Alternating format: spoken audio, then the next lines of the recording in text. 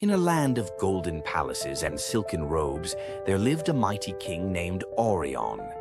He had everything: riches beyond measure, armies at his command, and servants who obeyed his every word. Yet, despite all his power, one thing eluded him: peace. Each night the king tossed and turned. His mind raced.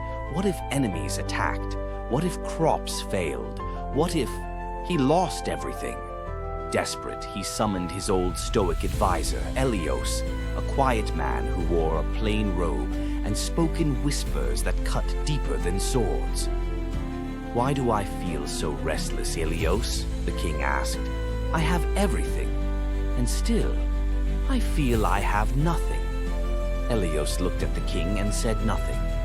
Instead, he reached into his pouch and pulled out a tiny pebble.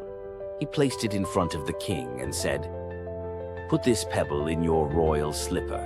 Walk with it from sunrise to sunset, without complaining once. Then I'll give you your answer." The king scoffed. "That's it?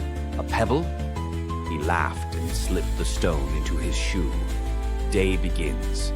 At first, he barely noticed it, but by mid-morning, the irritation had begun. By afternoon, his walk had turned into a limp. He yelled at his ministers. He slammed his goblet on the table. He canceled meetings. By sunset, he ripped the slipper off in fury. "This cursed pebble has ruined my entire day." Helios walked in, calm as ever. "Ah, so, a tiny pebble defeated a mighty king." The king was silent. Helios continued, "This pebble is like life. Small things will always enter your path. Discomforts, delays, insults, fears. You can either rule them with your mind or let them rule you. Don't let something so small control you, your majesty. That is not Stoic strength. True power is ruling what's within, not what's around." After that day, the king changed. He simplified his lifestyle.